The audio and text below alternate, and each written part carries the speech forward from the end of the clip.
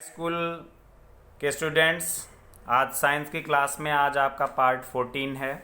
दर्पण सूत्र हेडिंग डालेंगे। दर्पण सूत्र क्या होता है? यदि किसी गोलीय दर्पण के बिंब यानी वस्तु की दूरी स्मॉल यू होती है, प्रतिबिंब की दूरी स्मॉल वी तथा फोकस दूरी स्मॉल एफ हो तो फार्मूला होता है 1/f is equal to 1/v plus 1/u। ठीक है। और इसमें सभी दूरियां, एक चीज और ध्यान दीजिएगा कि सभी दूरियां एफ यू और वी ये दूरियां हैं, तो ये या तो मीटर में है तो सब मीटर में हो, या तो सेंटीमीटर में है तो सब सेंटीमीटर में हो, यानी यू वी और एफ के मात्रक समान होने चाहिए। ठीक है, एक चीज ध्यान में रखिएगा। नेक्स्ट टॉपिक आपका रहेगा गोलीय दर्पण द्वारा उत्पन्न आवर्धन। तो गोलीय दर्पण द्वारा उत्पन्न आवर्धन हेडिंग डालेंगे। हेडिंग डालने के बाद आपको किताब में आ जाना है। किताब में पेज नंबर 186 पे ये यहाँ से आपको लिखना है, आवर्धन जहाँ से है हेडिंग वही रहेगी। यहाँ से आपको लिखना है गोलीय दर्पण द्वारा उत्पन्न आवर्धन वह आपेक्षिक विस्तार है जिससे यह ज्ञात होता है कि कोई प्रतिबिंब यानी वस्तु की अपेक्षा कितने गुना आवर्धित है, यानी वस्तु से कितना अधिक बड़ा बना। इसे प्रतिबिंब की ऊंचाई तथा बिंब की ऊंचाई के अनुपात के रूप में व्यक्त करते हैं। यानी रेखीय आवर्धन जो होता है वो, या आवर्धन जो होता है वो प्रतिबिंब की ऊंचाई यानी h डैश और वस्तु की ऊंचाई यानी स्मॉल h डैश होता है प्रतिबिंब की ऊंचाई और h होता है आपका वस्तु की ऊंचाई। ठीक है, तो यहां पे लिखेंगे यदि स्मॉल h बिंब यानी वस्तु की ऊंचाई हो तथा h डैश प्रतिबिंब की ऊंचाई हो तो गोलीय दर्पण द्वारा उत्पन्न आवर्धन स्मॉल m प्राप्त होगा। Small m is equal to प्रतिबिंब की ऊंचाई बटे वस्तु की ऊंचाई या बिंब की ऊंचाई और h डैश ब्रैकेट में बटे h। ठीक है, h डैश ऊपर और h नीचे।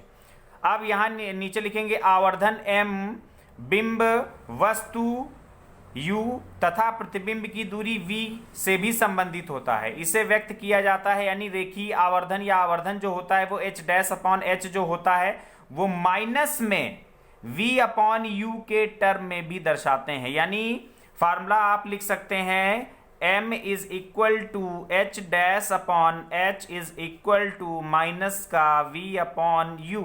तो ये देखिए, ये फार्मूला कुल मिला के बना आपका।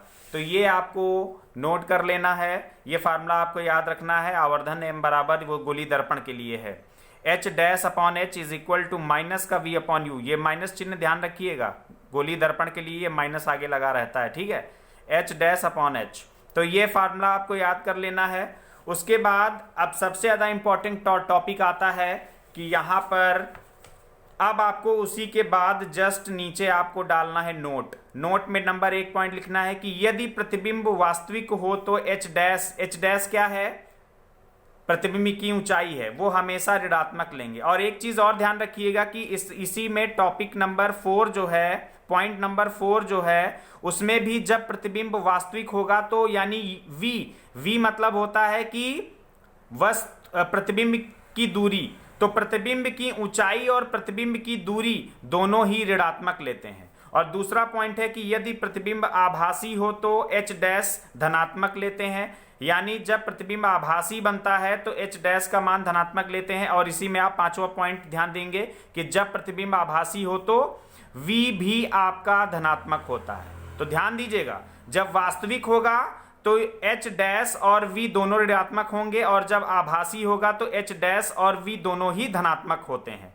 और ये जो तीसरा पॉइंट हमने लिखाया है, दर्पण के आगे की दूरियां सदैव ऋणात्मक, क्योंकि दर्पण कोई भी हो इस तरीके से अगर चित्र बना दिया जाए तो इस दर्पण के आगे की जो भी दूरियां होंगी वो ऋणात्मक और दर्पण के पीछे की जो भी दूरियां होंगी वो धनात्मक होंगी। ये तो आपको पहले ही बता चुके हैं। तो ये पॉइंट आप लिखें चाहे ना लिखें, लेकिन लिख दिया है तो आप लिख लें इसको, जिससे याद बनी रहेगी कि कब कहां पर h डैश v और u इनके चिन्ह कब कहां पर कौन से लेने हैं, कब पॉजिटिव लेना है कब निगेटिव लेना है। तो सीधा सीधा फंडा आपको याद ये रखना है कि जब प्रतिबिंब वास्तविक बनेगा तो h डैश और v आपका ऋणात्मक होगा और जब आभासी बनेगा तो h डैश और v ये दोनों आपके पॉजिटिव होंगे। तो केवल इतना आप याद रखिए। तो पहला, दूसरा और चौथा और 5वां पॉइंट आपको याद ज़्यादा उससे रखना नहीं पड़ेगा, ये याद रख लीजिए तो ऑटोमेटिक ये पॉइंट बना लेंगे। और तीसरा पॉइंट तो बहुत ही आसान है, वो सभी को मालूम है, किधर की दूरियां ऋणात्मक होती हैं, उधर की दूरियां धनात्मक होती हैं। ओके स्टूडेंट्स, तो इतना आपको लिखना है, ठीक है, ये चित्र आपको नहीं बनाना है। Thank you students.